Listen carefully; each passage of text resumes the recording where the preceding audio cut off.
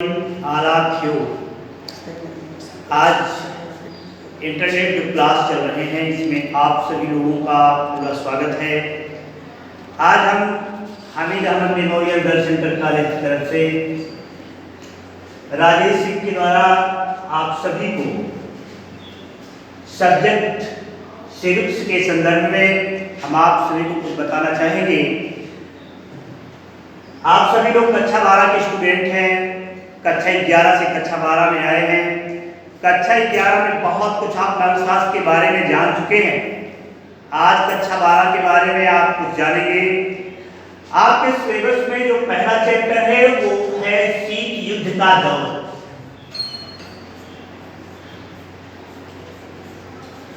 अब आप जानेंगे शीत युद्ध क्या है, कोल्ड वॉर किसे कहते हैं। बच्चों इसके पहले शीत युद्ध के पहले हम थोड़ा सा इसका इतिहास बता दें आपको। संपूर्ण विश्व जो है, आज संपूर्ण विश्व में 2 महायुद्ध हो चुके हैं, अर्थात संपूर्ण विश्व जो है 2 महायुद्ध से गुजर चुका है। एक युद्ध हुआ था 1914 से 18 तक, यानी प्रथम विश्व युद्ध जो हुआ था 1914 से 18 तक।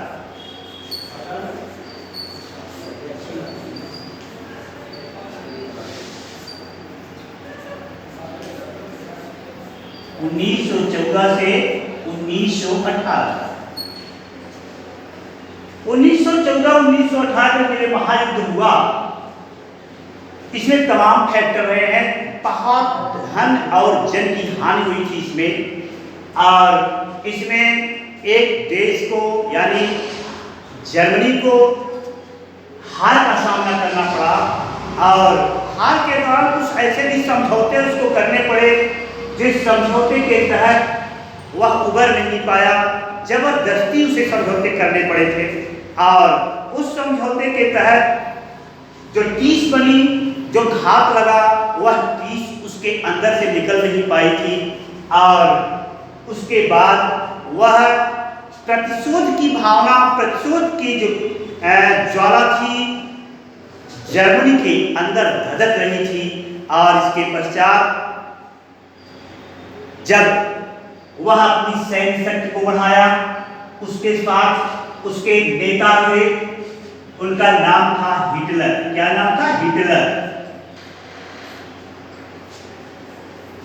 हिटलर ने जो अपना इतिहास लिखा तो उसे ऐसे समझौते हुए थे जर्मनी के द्वारा जो किए गए थे, उस समझौते में कुछ ऐसे ही समझौते थे जो जर्मनी को अपनी हानि को देखकर भी समझौते के रूप में दस्तखत करने पड़े थे, लेकिन इसकी ज्वाला हिटलर अपने मन में लेता ही रहा। और इसके पश्चात वह अपनी सैन्य शक्ति को बढ़ाया। सैन्य शक्ति को बढ़ाते समय जब ये जान गया कि मेरी सैन्य शक्ति एकदम बढ़ चुकी है, मेरी सैन्य शक्ति एकदम विश्व में चुनौती देने लायक हो चुकी है, और इसके पश्चात वह जितने समझौते थे एक एक समझौते को नकारना शुरू किया।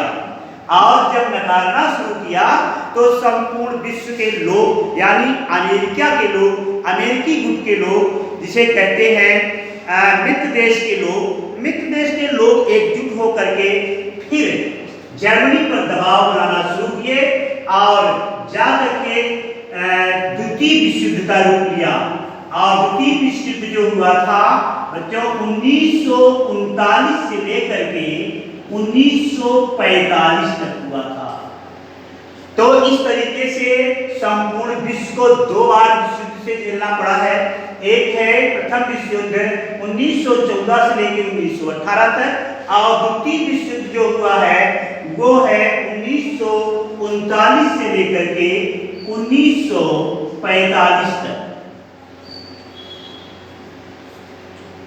1939 से 1945 जब विश्व युद्ध हुआ, उसमें मित्र देश अलग थे, जर्मनी इत्यादि देश अलग थे, जिसमें इटली भी था, जापान भी था जर्मनी की तरफ से। तो दोनों एक दूसरे को हरा देने के लिए, एक दूसरे को धन और जन की नुकसान करने के लिए प्रयासरत रहा करते थे। प्रायः बच्चों युद्ध में ऐसा होता ही है, एक दूसरे का नुकसान ही किया जाता है। क्या है उस बारे में हम चल रहे हैं। तो जब द्वितीय युद्ध 1945 में समाप्त हुआ और जानते हैं 1945 में घटना जबरदस्त हुई। अमेरिका ने 6 अगस्त 1945 को 6 अगस्त 1945 को जापान की हिरोशिमा नामक शहर पर, जापान के हिरोशिमा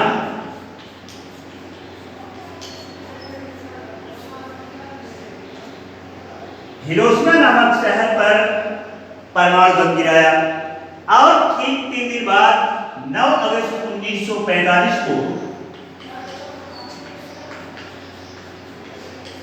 जापान के ही शहर नागासाकी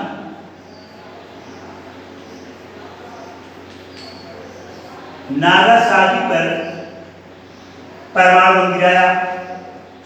इस परमाणु बम को गिराने से जापान इतना क्षतिग्रस्त हो गया, इतना नुकसान हुआ कि वह युद्ध में हाथ खड़ा कर लिया। और जैसे ही जापान युद्ध में सरेंडर हो गया और उसी के साथ द्वितीय विश्व युद्ध समाप्त हो गया। जर्मनी भी हार के कगार पर पहुंच गया।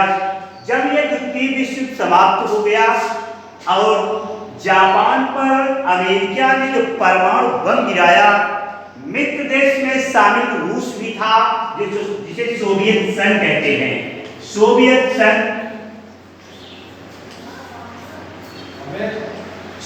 संघ भी शामिल था मित्र देश की तरफ, यानी अमेरिका की तरफ से। सोवियत संघ को यह नहीं मालूम था कि अमेरिका के पास परमाणु बम है, लेकिन जब वो गिराया तो उसको यह आघात लगा कि यह बात अमेरिका ने सोवियत संघ को अभी तक नहीं बताया, और अभी तक नहीं बताया तो सोवियत संघ के दिमाग में बात चलने लगी, इसका मतलब अमेरिका सोवियत संघ से कुछ चोरी करता है। और दोनों देशों में दूरियां बढ़ने लगी। एक देश हो गया अमेरिका और दूसरा देश हो गया सोवियत संघ।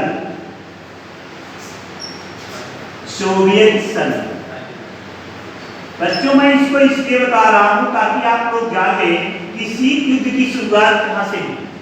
तो विश्व जो है 2 खेलों में बट गया, एक अमेरिकी गुट देश, एक सोवियत संघ गुट देश।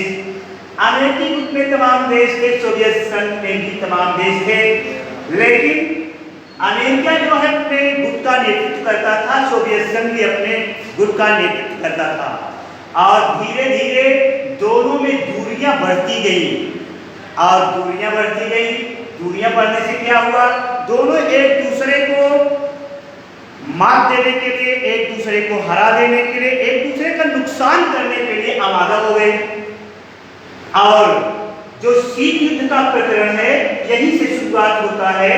यानी शीत युद्ध ऐसा युद्ध होता है जिसमें एक देश दूसरे देश पर हमला तो नहीं करता, लेकिन ऐसी परिस्थितियां ही बनी रहती हैं, ऐसा आभास होता रहता है कि जैसे अभी युद्ध हो जाएगा, यानी युद्ध होता नहीं है, युद्ध होने की संभावनाएं एकदम प्रबल रहती है। तो इसे शीत युद्ध कहा जाता है। फिर से एक बार देखेंगे, it means of cold war. Cold war का मतलब जब अमेरिका और सोवियत संघ एक दोनों देशों को नुकसान पहुंचाने की स्थिति में रहते हैं, नुकसान पहुंचाते भी हैं, एक दूसरे पर आरोप प्रत्यारोप लगाते हैं। ऐसा परिस्थिति बन जाता है कि अब विश्व युद्ध हो जाएगा, लेकिन वास्तव में विश्व युद्ध होता नहीं है। इसे युद्ध को शीत युद्ध के नाम से जाना जाता है। और आप जान लीजिए शीत युद्ध में 2 महत्वपूर्ण देश हैं, एक अमेरिका, एक सोवियत संघ।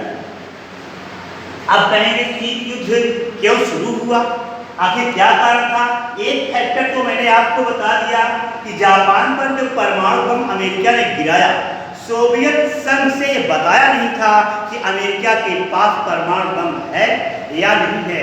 अगर अमेरिका के पास परमाणु बम है तो सोवियत संघ को क्यों नहीं बताया गया, यह उसके मन में 30 कोशिश होती रही और धीरे धीरे अमेरिका से दूरी बनाता रहा।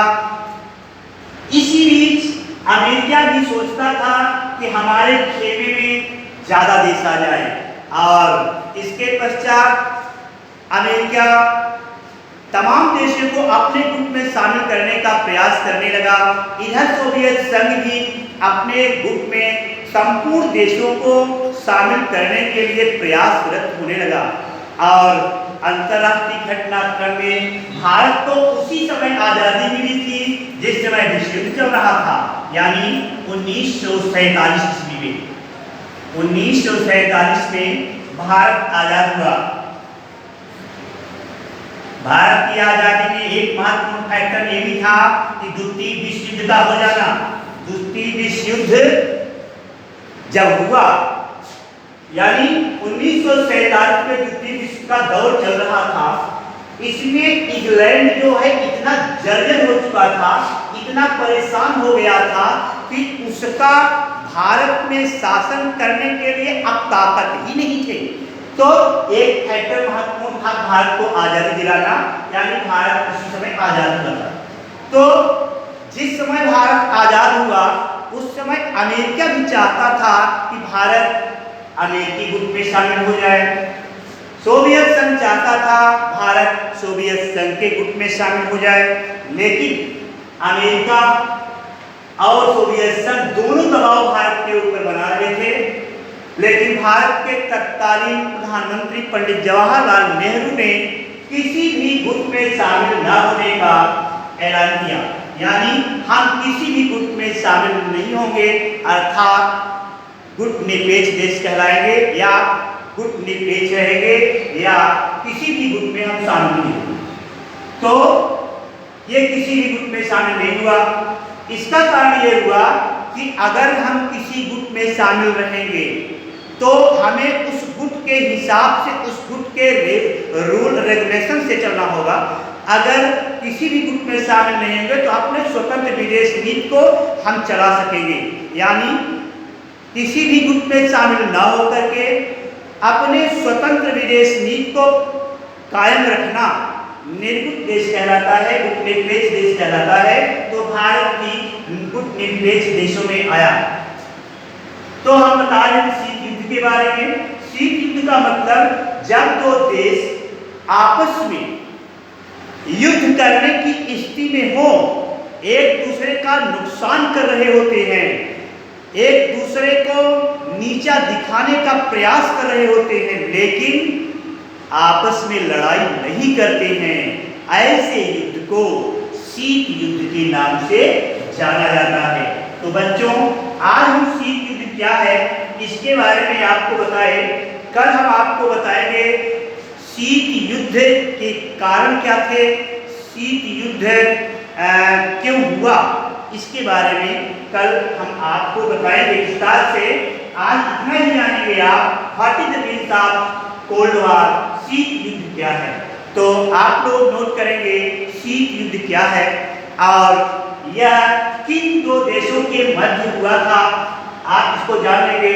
अमेरिका यानी संयुक्त राज्य अमेरिका और सोवियत संघ।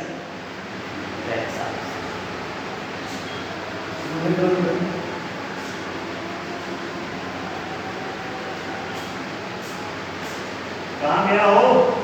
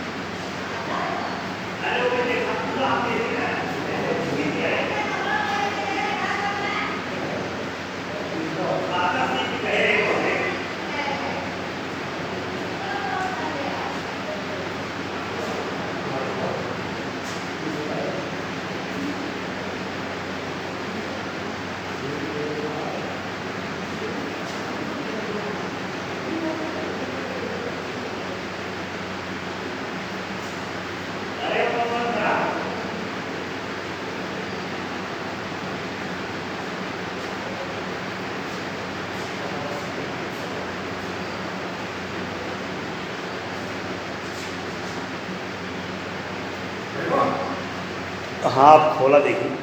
फोन आ रहा है रेहान भाई का।